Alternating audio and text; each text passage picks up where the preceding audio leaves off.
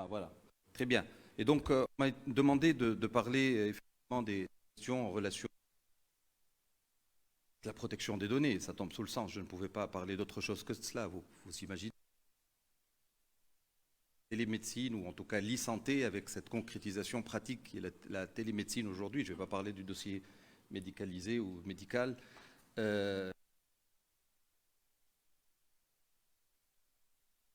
André n'est pas quelque chose qui ferait vraiment plaisir. Donc je passe dessus. Vous savez, tous les protecteurs de données dans le monde sont très très...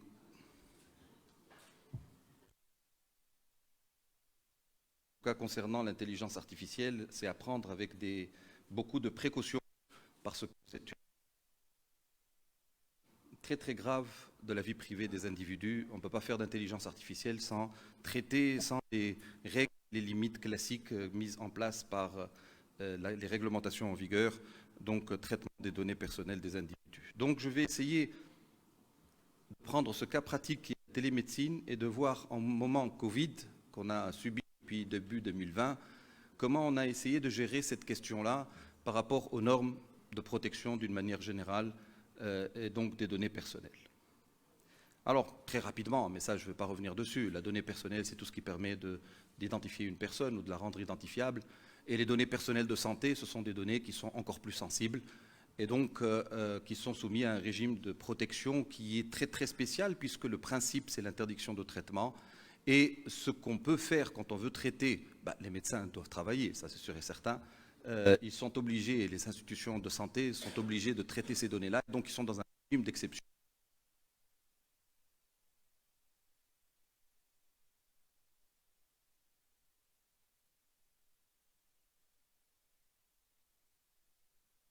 Les protecteurs des données là, et on est très réticent à vous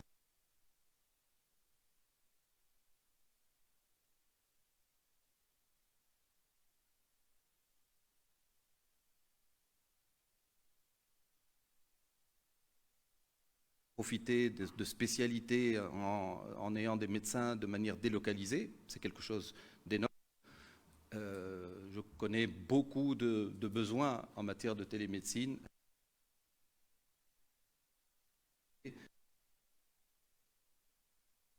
Là. Je dirais que moi, en tout cas à l'instance, personnellement, j'ai été très très fier de...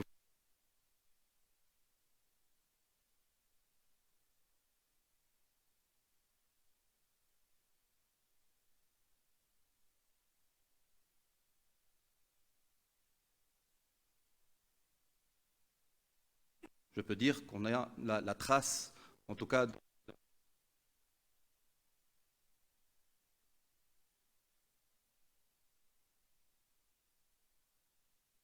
protection des données, et on a même bataillé pour que ce texte ne soit pas modifié au Parlement, et il est passé comme on l'avait proposé, ce qui est une fierté personnelle en tout cas.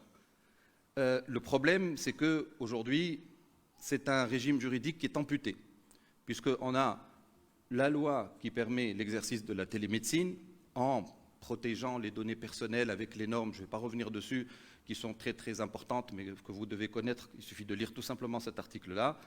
Mais par la suite, le texte se termine en disant qu'il faut qu'il y ait un décret d'application.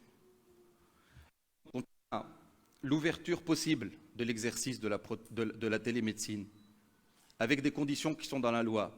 Généralement, les lois sont, on nous l'a enseigné exactement, on l'a enseigné tout le temps, général, impersonnel, etc. Et donc, on ne peut pas l'appliquer directement et l'appliquer dans la réalité des choses. Il faut qu'il y ait des textes d'application. C'est pour ça que la même loi dit qu'il faudrait qu'il y ait un décret et des arrêtés du ministre de la Santé. Ceux-ci ne sont pas là. Ceux-ci ne sont pas là. Moi, en tout cas, si Sharfeddin aura à le dire au nom de la présidence du gouvernement, dans la présentation tout à l'heure, nous, en tout cas, on a donné notre avis, l'instance, sur le projet de décret, et j'attendais que ça passe en Conseil de ministres, puis le gouvernement Meshishi. C'est pas passé. Bon, le khir yabta, voilà, comme on dit, mais en tout cas, je crois que c'est quelque chose qui sera là de manière très, très, très, très rapide. Le grand problème, c'est que donc, aujourd'hui, on ne peut pas exercer ou faire de la télémédecine car le cadre juridique n'est pas parfait, n'est pas terminé. Donc, normalement, aucune activité de télémédecine n'est possible aujourd'hui. C'est ça le principe. Je vais prendre un cas pratique qui est assez caractéristique. Bon, je parle de personnes morales, donc il n'y a pas de problème de protection de données là-dedans. C'est quelque chose de public.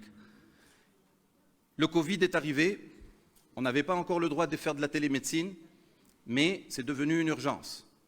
Et donc le ministère de la Santé nous a contacté, l'instance de protection, pour dire il va falloir qu'on s'y lance. Nous, en tout cas, on n'a pas les moyens de le faire.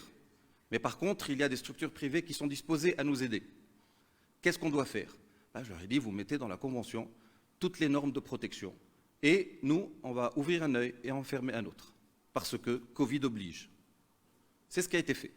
Il y a une convention qui a été signée entre un prestataire privé, donc un sous-traitant de l'État tunisien, suivez-moi dans le raisonnement, mais le responsable de traitement, qui est responsable de la protection des données dans ce projet de télémédecine, reste le ministère de la Santé. Et lui, n'ayant pas les moyens de faire cela, techniquement parlant, il a recouru à un prestataire privé. Et il y a eu une convention sur laquelle on a modifié des articles, on a ajouté des choses, etc., qui a été signée entre les deux. Et ça a donné ce que vous connaissez tous, mais je ne fais pas de publicité dessus, puisque, comme je vous l'avais dit, c'est quelque chose de public. Vous ne pouvez pas vivre en Tunisie sans voir toutes les pancartes publicitaires sur cette plateforme de santé, donc en ligne en Tunisie. C'est Toba, bien sûr.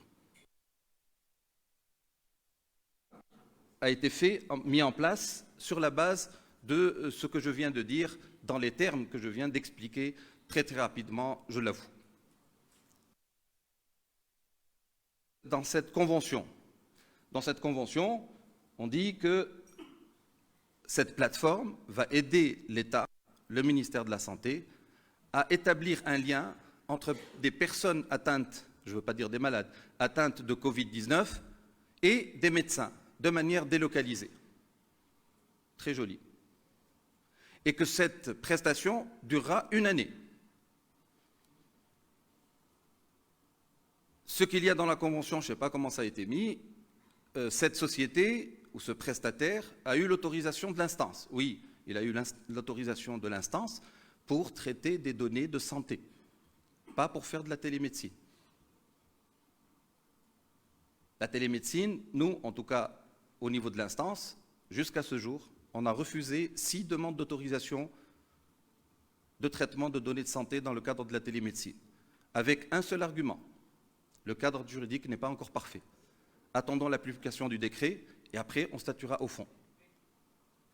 Donc ça, c'était une fenêtre d'exception au profit de l'État devant la pandémie Covid à laquelle il fallait trouver une solution, qui était parmi lesquelles la télémédecine et la consultation à distance. Et d'ailleurs, c'est le ministère de la Santé qui a demandé l'autorisation de l'instance sur ce projet. Ce n'est pas le prestataire. Le prestataire est un sous-traitant. Et l'instance a donné sa décision numéro 5550, autorisant le ministère de la Santé, suivant la convention qui était jointe, à permettre, dans les conditions de la convention, de sous-traiter cette opération de télémédecine pour essayer d'endiguer cette pandémie Covid-19. Alors, dans la loi organique sur la protection des données, dit que le sous-traitant peut recourir, le responsable de traitement, comprenez ministère de la Santé, peut recourir à un sous-traitant, cette plateforme, mais que, et c'est ça le plus important, le responsable de traitement doit suivre ce que fait le sous-traitant et doit le contrôler. C'est sa responsabilité de le contrôler, est-ce qu'il respecte ou ne respecte pas ce qu'il y a dans la Convention. Et dans tous les cas, cette responsabilité entraîne automatiquement quoi? Eh bien, elle entraîne une co-responsabilité solidaire civile entre le ministère et le prestataire. Et là, c'est la première fois que je le dis. Je n'ai jamais dit d'aucun des ministres de la Santé. J'aurais aimé qu'il l'entende directement. J'espère qu'il aura un petit feedback, il n'y a eu respect d'aucune règle dans ce domaine-là. Et il revient à l'instance, dans ces cas-là, de pouvoir constater et de pouvoir retirer l'autorisation.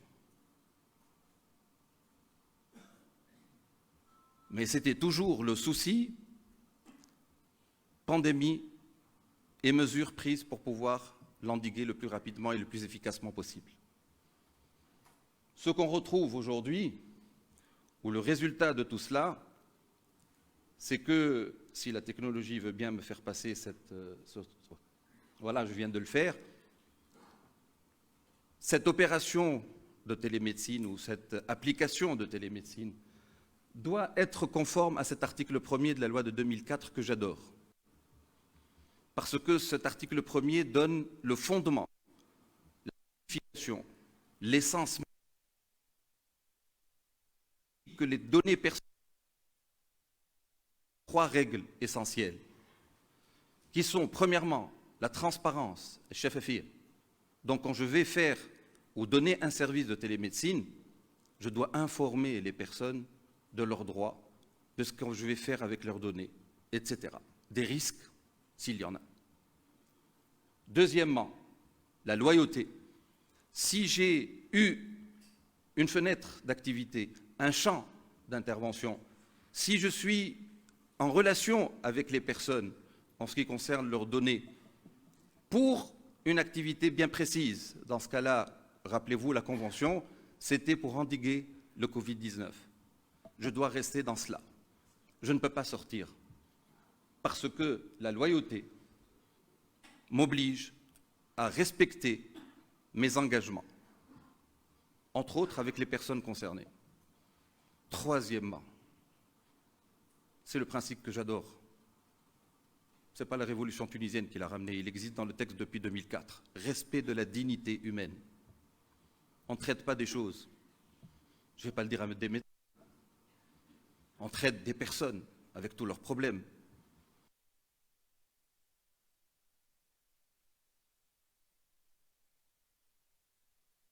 Les trois principes.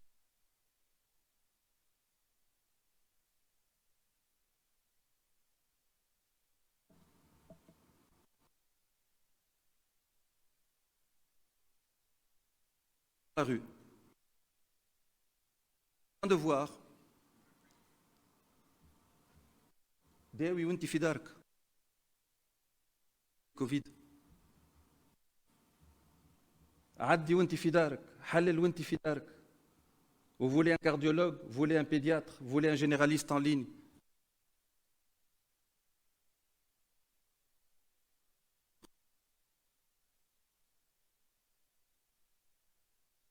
C'était pour combattre le Covid. Mais là, on est allé beaucoup plus loin. Et donc, responsabilité de qui? C'est lui qui ne suit pas son sous-traitant. C'est lui qui a lâché la bride à son sous-traitant.